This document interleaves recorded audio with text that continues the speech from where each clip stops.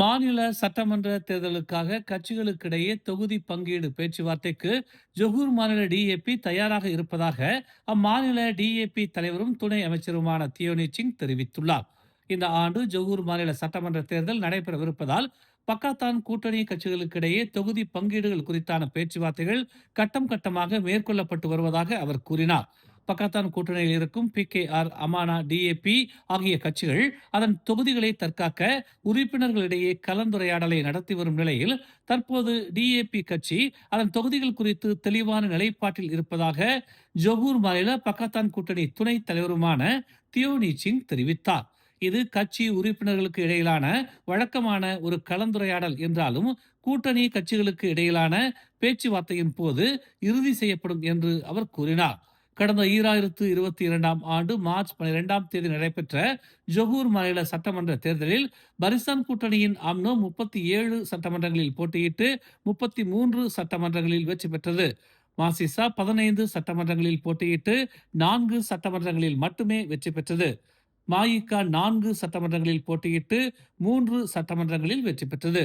பரிசான் கூட்டணி 56 சட்டமன்றங்களில் 40 சட்டமன்றங்களில் வெற்றி பெற்று பெரும்பான்மையில் ஜொகூர் மாநிலத்தில் ஆட்சி அமைத்தது.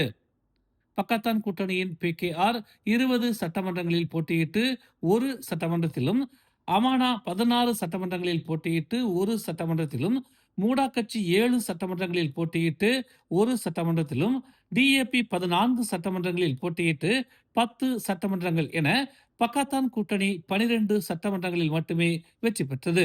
இந்த ஆண்டு இறுதிக்குள் ஜொகூர் மாநில சட்டமன்ற தேர்தல் நடைபெறும் என எதிர்பார்க்கப்படுகிறது.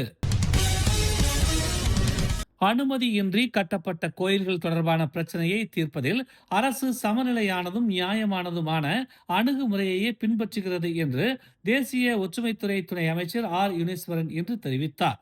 சம்பந்தப்பட்ட வழிபாட்டு தலங்களின் நிர்வாகங்களுக்கு நடைமுறையில் உள்ள விதிமுறைகளை பின்பற்றுவதற்காக நியாயமான கால அவகாசம் வழங்கி இந்த விவகாரத்தை நுணுக்கமாக கையாளும் அணுகுமுறையை புத்ராஜயா மேற்கொண்டு வருவதாக அவர் கூறினார்.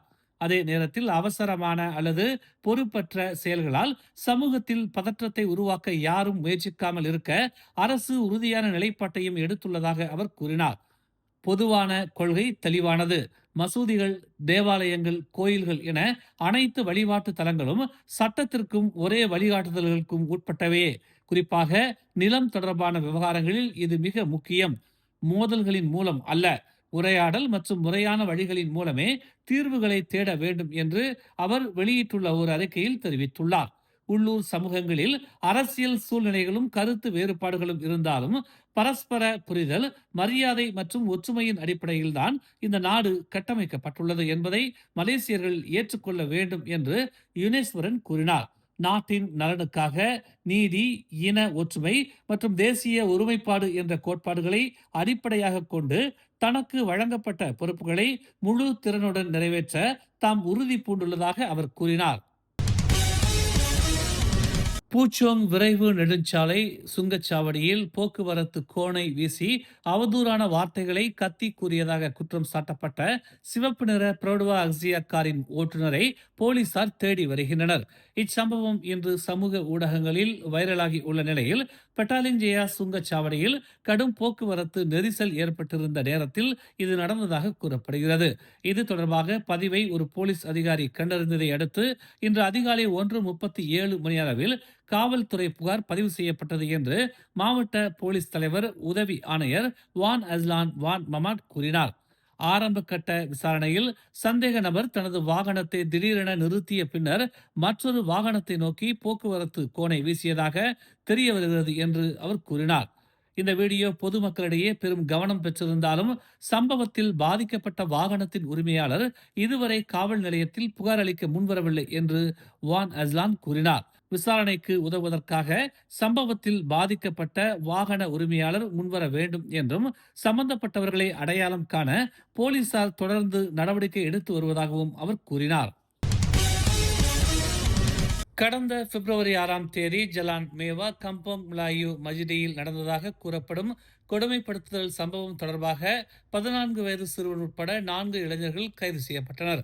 குற்றவியல் மிரட்டலுக்காக தண்டனை சட்டத்தின் பிரிவு 506 கீழ் விசாரணையை எளிதாக்குவதற்காக பிப்ரவரி 11ஆம் தேதி வரை 4 நாட்கள் தடுப்பு காவலில் அவர்கள் வைக்கப்பட்டுள்ளதாக ஜொகூர் பாரு தெற்கு காவல்துறை தலைவர் ரவூப் செலாமாட் தெரிவித்தார். விசாரணை ஆவணங்கள் துணை அரசு வழக்கறிஞர் அலுவலகத்திற்கு மேலும் அறிவுறுத்தல்களுக்காக அனுப்பப்படும் என்று அவர் இன்று ஒரு அறிக்கையில் தெரிவித்தார். முன்னதாக 23 வினாடிகள் கொண்ட காணொலியில் குறைந்தது 4 சிறுவர்கள் நள்ளிரவு 12:39 மணியளவில் மற்றொரு சிறுவனை தாக்கியதாக கூறப்படும் காட்சி பதிவாகி பரவலாக பரவியது. பரிகாத்தான் நேஷனல் உச்சமன்ற கூட்டத்திற்கான தேதி நிர்ணயிப்பது தொடர்பாக கூட்டணியைச் சேர்ந்த சில கட்சி தலைவர்கள் இன்னும் பதிலளிக்கவில்லை என்று பரிகாத்தான் நேஷனல் துணை பொதுச் செயலாளர் தக்கியுடின் ஹசான் தெரிவித்தார்.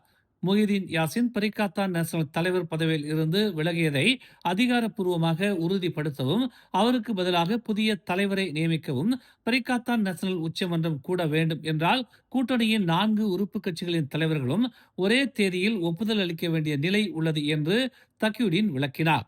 இன்னும் தேதி நிர்ணயிக்கப்படவில்லை. 4 உறுப்பு கட்சி தலைவர்களின் ஒற்றுமையின் முடிவை பொறுத்தே இது அமையும். அதற்காக ஏற்கனவே அவர்களிடம் தேதி குறித்து உடன்பாடு எட்டுமாறு கேட்டுள்ளதாக தக்கியுடின் கூறினார். ஆனால் சிலர் இன்னும் பதிலளிக்கவில்லை என்று அவர் தெரிவித்தார். பெசாத்து தலைவர் முஹிதீன் யாசின் ரமலான் மாதம் தொடங்கும் காலப்பகுதியில் நோன்பு திறக்கும் நேரத்தில் இந்த கூட்டத்தை நடத்தலாம் என்று பரிந்துரைத்ததாகவும் தக்கியுடின் கூறினார். எனினும் 4 கட்சி தலைவர்களும் இணைந்து எடுக்கும் முடிவுக்காக தாம் இன்னும் காத்திருப்பதாக முஹிதீன் கூறினார். கூட்டம் நடைபெறும் முன் கூட்டணியின் நலனுக்காக அனைத்து கட்சிகளும் தங்களுக்கு இடையேயான பிரச்சனைகளை சமரசமாக தீர்த்துக் கொள்வார்கள் என்று நம்புவதாக அவர் தெரிவித்தார். பரிகாத்தான் நேஷனல் உச்சமன்ற கூட்டத்திற்கான அழைப்பிதழ்கள் முஹிதீன் உட்பட 4 உறுப்பு கட்சி தலைவர்களுக்கும் பிப்ரவரி 3ஆம் தேதி அனுப்பப்பட்டதாக அவர் கூறினார்.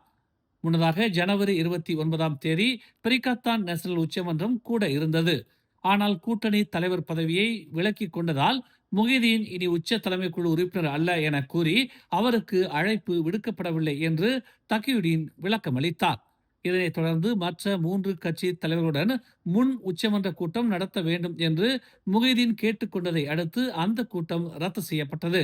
ஜனவரி 1ஆம் தேதி முஹிதீன் தலைவர் பதவியில் இருந்து விலகியதை அடுத்து பரிகாத்தான் நேஷனல் தலைவர் பதவி காலியாகவே உள்ளது. அந்த பதவியை பாஸ் கட்சி கோரி உள்ளதாக கூறப்படுகிறது. ஆனால் அதன் கடுமையான அணுகுமுறை காரணமாக கெராக்கான் மற்றும் மலேசிய இந்திய மக்கள் கட்சி பாஸ் கூட்டணியை வழிநடத்துவதற்கு எதிர்ப்பு தெரிவிப்பதாக தகவல்கள் வெளியாகியுள்ளன. பன்றி வளர்ப்பை அரசு ஒருபோதும் எதிர்க்கவில்லை. ஆனால் அந்த செயல்பாடு உள்ளூர் மக்களுக்கு பதற்றம் மற்றும் அசௌகரியத்தை ஏற்படுத்தும் பகுதிகளில் மேற்கொள்ளப்பட்டால் அதை தொடர்வது பொருத்தம் அல்ல என்று பிரதமர் டதஸ்ரீ அன்வார் இப்ராஹிம் தெரிவித்துள்ளார். அரசின் கொள்கை நிலைப்பாடு தெளிவானது.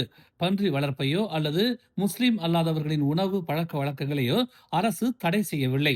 எனினும் அந்த நடவடிக்கைகள் நடைபெறும் இடம் சமூகத்தின் உணர்வுகளையும் பொது அமைதியையும் கருத்தில் கொண்டு தேர்வு செய்யப்பட வேண்டும் என்று அவர் தெரிவித்தார். பன்றி வளர்ப்பு விவகாரத்தில் உள்ளூர் மக்களுக்கு கவலை ஏற்படும் பகுதிகளில் அதை தொடரக்கூடாது என்ற கருத்தினை தாம் ஒப்புக்கொள்வதாகவும், தொடர விரும்பினால் மக்கள் வாழும் இடங்களில் இருந்து தொலைவில் உள்ள மாற்று இடங்களை தேர்வு செய்யலாம் என்றும் அவர் வலியுறுத்தினார். கொள்கை ரீதியாக அரசு பன்றி வளர்ப்புக்கு எதிரல்ல. முஸ்லிம் அல்லாதவர்கள் பன்றி இறைச்சி உண்பதையும் தடை செய்யவில்லை என்று அவர் விளக்கினார். மேலும் செய்திகளை தெரிந்து கொள்ள தமிழ் மலர் இணையதளம், தமிழ் மலர் செயலி மற்றும் மலர் டிவி யூடியூப் சேனலை வலம் வாருங்கள். எங்களோடு இணைந்திருக்க மலர் டிவியை பதிவு செய்து கொள்ளுங்கள். உறவுகள் மகிழ்ந்திட விருப்பம் மற்றும் பகிர்வு சேவையை சொடுக்கிடுங்கள்.